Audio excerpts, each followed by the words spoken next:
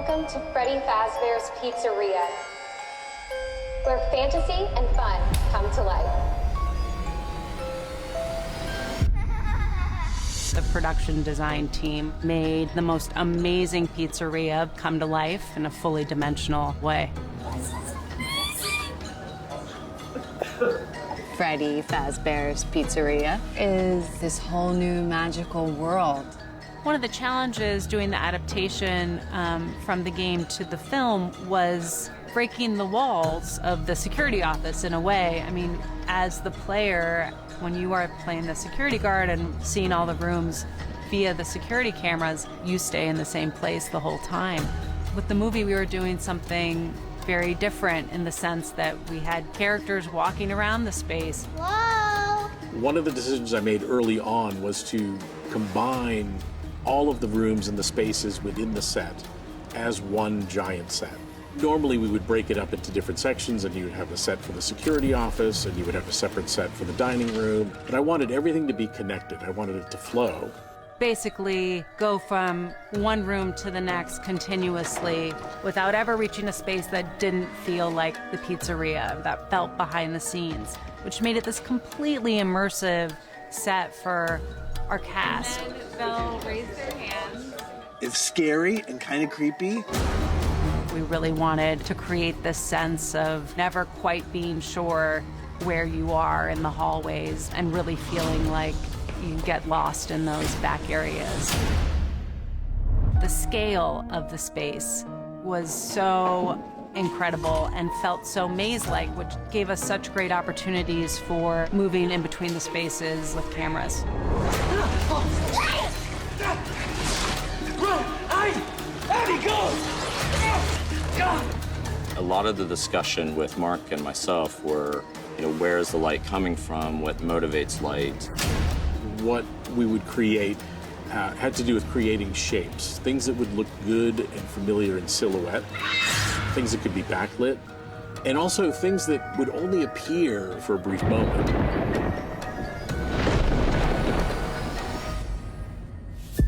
We're not just shooting in an office building or anything like that. Everything was created and inspired from the game itself. There are several Easter eggs that we peppered into the movie. For example, the red and white spiral striped cup on the security desk, the crumbled up tinfoil, and the old-fashioned desk fan, which is in every game. In the mall, the ice cream stand that we created, where Mike goes up and buys an ice cream in the very opening scene of the movie, that sign we incorporated the rainbow character, which I think a lot of fans will recognize instantly. In the toy area, there's a lot of plushies of the Fun Time games. In addition to that, we tried to do a bunch of new original things. Outside of the security office, there's an Employee of the Month wall. And we've got some photos of a couple of faces that you might recognize if you're familiar with YouTubers who are big fans. Welcome to Sparky's. We were lucky enough to have Matt Pat play the waiter in the diner. He's a huge Five Nights at Freddy's YouTuber and just nailed his part. The last day of production, we transformed the whole pizzeria into its heyday pizzeria state. And then we filled the whole space with kids. And it felt really alive in a completely organic way.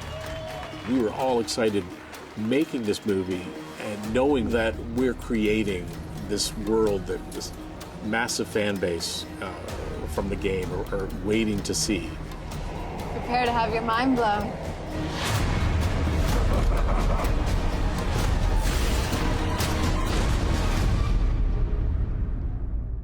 Cameras, hey Mark.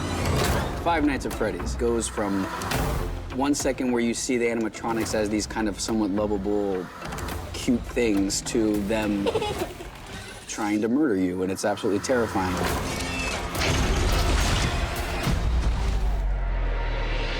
The genius who created Fazbear Entertainment opened Freddy Fazbear's Pizzeria to indulge in his greatest passion, cutting-edge animatronic technology. The first time I actually acted with the puppets, that was something that going into it, I was nervous because I was like, am I gonna be too in my head thinking about, like, what am I doing? This is like a puppet thing. But all of a sudden, it felt very real to me, and that really caught me off guard, and thank God it did, because that made my job a lot easier. That is the magic of puppetry, is they're right there, it's physical, the actors can reach out and touch them, they can really be in the moment, because we're in the moment right there with them. There's no pretending, there's no post. We're all there together creating that scene.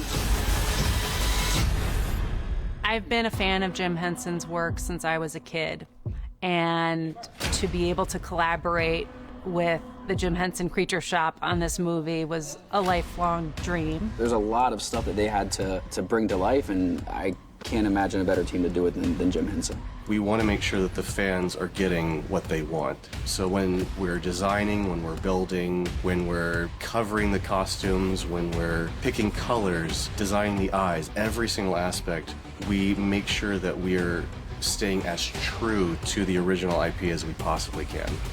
In the early design phases, we've sculpted into those models what we thought would be a functional puppet. Once we had that groundwork, it became more of a software approach. There's a lot of bits and pieces that can move and shift, and so for a specific shot, you might have to go in and move an arm or move the ears just in the right position so that the camera angle is correct. They have like different versions of the suit, some that the stunt actors get in and perform with, some that are fully animatronic. For a character like Foxy, there's a lot of rigging to get him to stand up because he's a full animatronic puppet. To make Foxy walk, for instance, takes 6 performers. We have one on the head, one on the face, one on the arms. We have 2 on the feet, and then we have one that runs the rig, which pushes up and down and allows Foxy to sort of tilt forward and move his body up and down. Seeing the characters literally come to life in front of you was nothing short of incredible. So we have some wonderful stunt performers who are inside the costumes and really bring our characters to life. The most challenging thing about performing as Freddy Fazbear, it's different than just performing as an actor. You're not wearing a costume and performing. You're driving a suit. The suits aren't super heavy. The head's pretty heavy, but a lot of times we are holding a certain attitude or a certain position for minutes and minutes on end, and that can get a little tiring. I have a helmet that's about 16 pounds, and I call it a helmet because it's full. I'm in there, and I don't really have any visibility whatsoever. You look at sort of your silhouette because you can't really see anything, and you can't really move your extremities. You get to walk around in it, you get to see how people react to it, and you start to use your body and really try to articulate character and not just, you know, moving in straight lines. There's a real symbiotic relationship that goes on between the person in the suit and the puppeteer that's working the eyes and the ears and the mouth. The colors of the eyes and the lights of the eyes are then controlled by the light board. So it's a completely different thing. So there's a real meshing of many different minds and many different people to make a character. I operate Chica's face, so I have her eye blinks and we're looking around. I have her eyebrows. I have her little, I don't know, we call like expressive feathers on the top. I think one of the interesting things about creating a puppet or a suit character for film and television is that how many people it actually takes to bring together.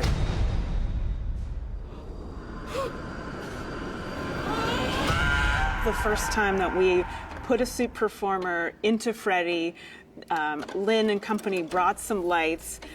We put on the low lighting and turned Freddy on and kind of had Freddy walk at camera. And I think all of us, Emma included and Lynn and even us who had built Freddy kind of went, whoa, like, okay, that works. Oh my God, not too close. Whoa. It's been really fun to see the reactions of the people on set when we do the movements. And just hearing the reactions from people and not, I really like it. It's been a real eye-opening experience to have a different view of these kinds of animatronic characters. It's really fun to be able to bring these characters to the next level. The fact that it had never been taken from the digital world into the practical world, that was the most fun part of the project.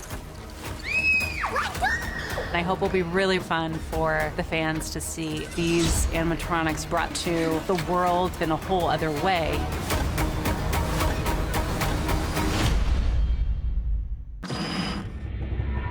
With the adaptation of Five Nights at Freddy's, you know going into it that the world is rich and incredible and frightening. The game is very creepy, it's very intense, and you know, we're trying to bring as much of that as possible into the filmmaking process as well. I think the film was important to be made because fans have been clamoring for it for a long time, and I am thrilled to finally give them what they want.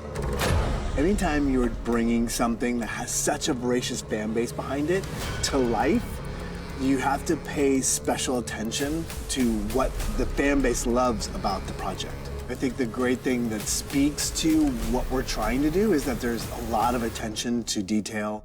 Scott Cawthon, the creator of the game, has been heavily involved. Scott has been a completely integral collaborator in this process, but also really a tent pole for keeping us on track in terms of the lore and how much to include and the design accuracy of the animatronics and every detail that he has spent over a decade of his life creating. His input is vital to making sure that it stays true to the world that the fans love and the world that he created himself. Fans can rest assured that we are taking care of their world, taking care of their game, and taking care of these characters.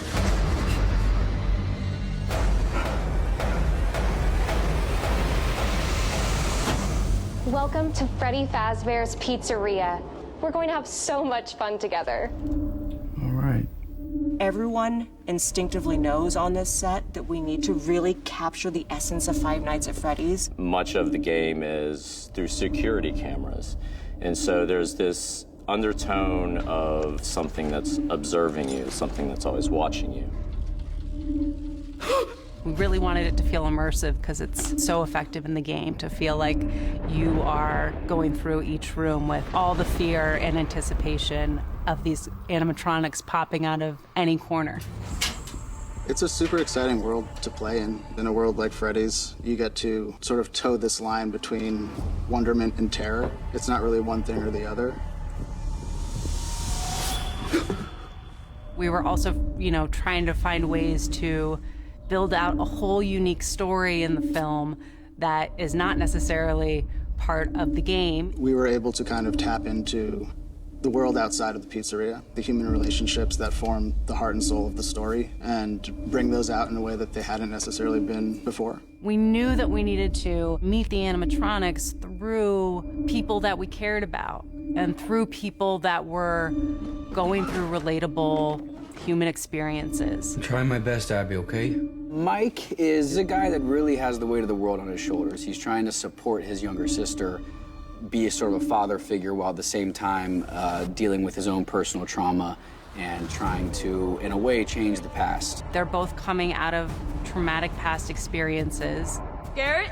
And all that past trauma is really haunting them. Garrett! And then they walk into a haunted pizzeria. So, we're able to experience this haunting on so many different levels, both emotionally and externally. Give me your hand. Good job. My process with Mike was really trying to find a way to make him and his story very grounded. Because the game has such fantastical elements, blending those two worlds together is tonally a challenge, but I think with Emma, they've really found a great way to make all those themes and styles kind of blend into one. Working with Emma, she is the best director ever. She creates a really collaborative set, which is great when what your character is going through is very stressful. If he's there, I won't be any use to you, believe me. I've been jonesing, really coveting an opportunity to get back into the horror genre. Getting a chance to work with Emma has been lovely. I literally, when I'm in that costume, I'm blind, and so I rely on her, like very few performances I've ever had in my life, to help me sort of craft this character on the fly and physically and how we're telling the story and where we're at in the lore and how that applies to, all the information that's out there and available. It all kind of comes through her, and she fills us with what we need.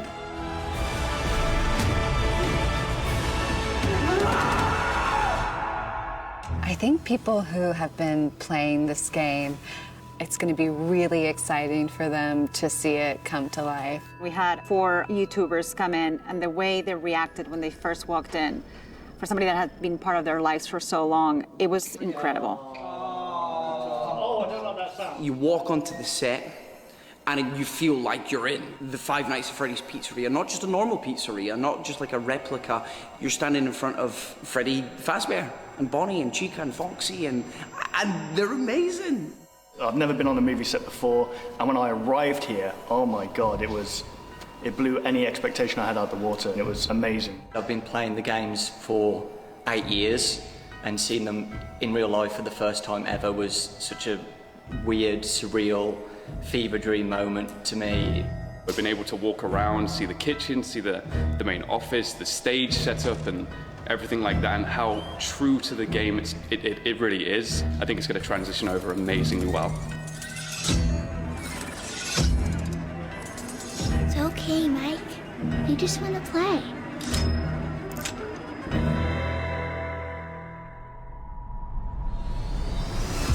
I think fans will find the feeling of the game in a different but also completely related way.